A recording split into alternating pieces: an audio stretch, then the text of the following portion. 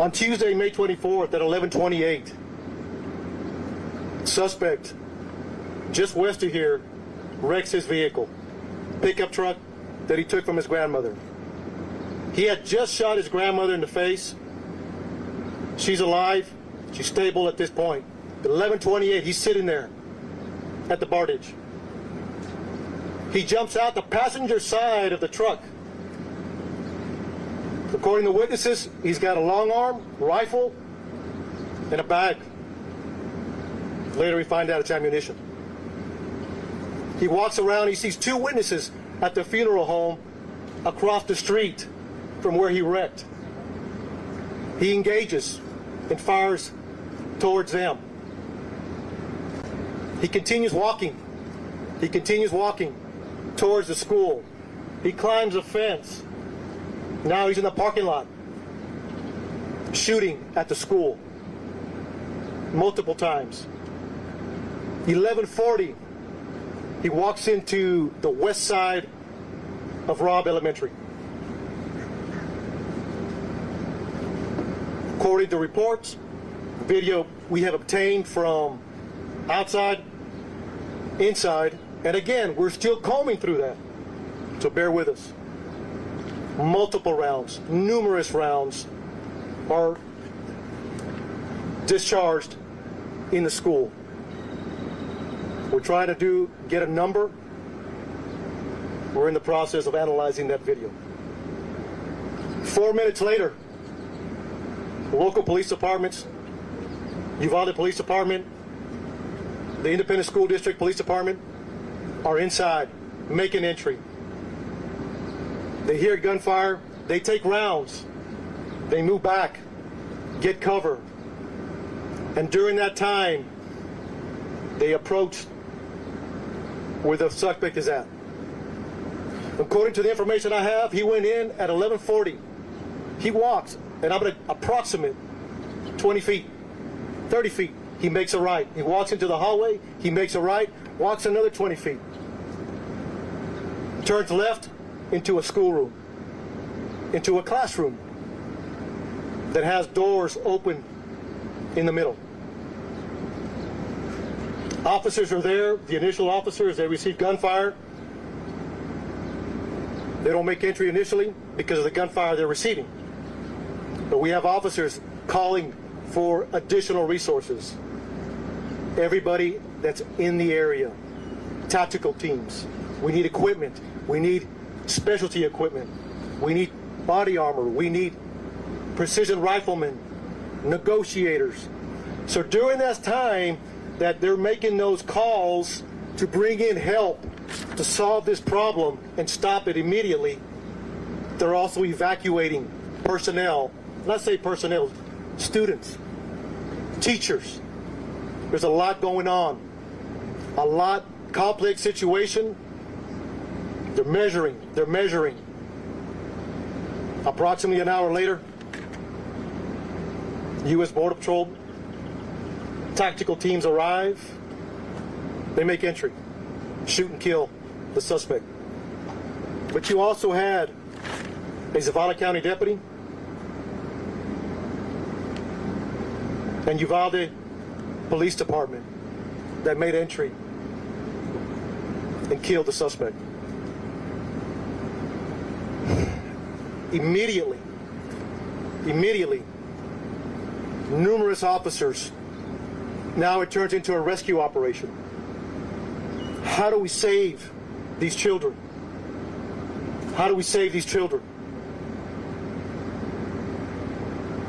Some made it out. We don't have a hard number yet, but that was a goal. And then continuing, making the area safe continued. There's a lot of moving parts afterwards. But during, they were taking gunfire, negotiations, and developing a team to make entry to stop them.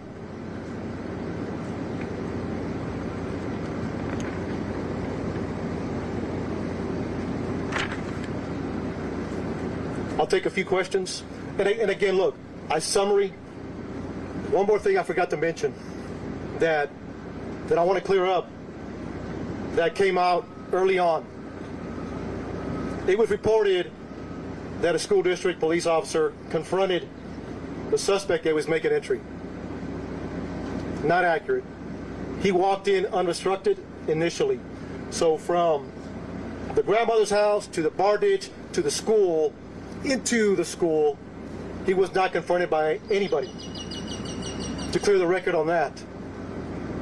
4 minutes later, law enforcement are coming in to solve this problem. So, Director, how is he able Stand to by. get access? So, just want to clear that up. That's very important. And again, this will happen as we move forward. So, thank you. I'll take a few questions. How is he able to get in if it was a school that's supposed to be locked during the school day? So right now, during the investigation, it appears it was unlocked. So we're going to look at that and try to corroborate that as best as we can. You know why? How many gunshots were there? You know why it was unlocked? I do not. Hey, please, one at a time, and we'll address as many questions as we can. So let me finish this question. One at a time. Announce your name and announce your network. Okay? Let's be respectful, please. My name is Josh Margot, and how do you know why it was unlocked? So, Josh, thank you for the question. So right now, it appears it was unlocked. Like I said, it goes back to the investigation. It takes time. We will find out as much as we can why it was unlocked, or maybe it was locked. But right now, it appears it was unlocked. So thank you. Yes, sir. Can you say at one point when he was inside there, among the things you were attempting negotiation, was he responding to negotiation? And in that period of time, was there continued gunfire? So during that time, right now, according to the information we have, the majority of the gunfire was in the beginning. In the beginning. I say numerous, more than 25. I mean, it was a lot of gunfire in the beginning. During the negotiations, there wasn't much gunfire other than trying to keep the officers at bay. But that could change depending once we analyze the video. But right now, according to the information, he did not respond. Director, I am Yamas with NBC News. My question is this: was there a school officer on campus, and was that school officer armed? Because that's what we've been told. So at this time, no. No, there was not an officer readily available, armed. No. Was there an officer? No, nothing. I can't answer that yet. I'll circle back with you again. As we do that investigation, we have all these questions we want to answer. So, but I'll get back with you, sir. There's a 12-minute gap. There's a 12-minute gap from when he crashes his truck to when he enters the school. 12 minutes. What happened in that 12 minutes? So you got to understand, 11:30 is the information we have at this point that we can confirm. 11:30 a.m. the PD gets we got a crash and a man with a gun. And then you have responding officers. That's what it is. If it's 12 minutes, from 11:30 to 11:40, that's the information we have right now. Look, at the end of the day, our job is to report the facts and have those answers. We're not there yet. Over here. When was the first 911 call? Say it again. When was the first 911 call? How long So- did the response receive? So right now, the first 911 call is at 11:30. I will get the time what it took to respond. So we'll have that answer. Yes.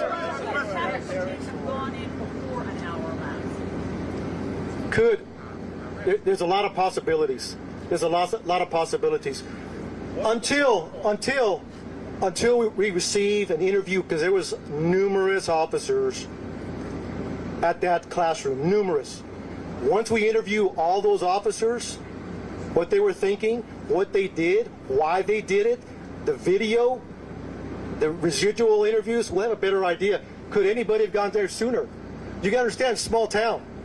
You have people from Eagle Pass, from Del Rio, Laredo, San Antonio responding to a small community.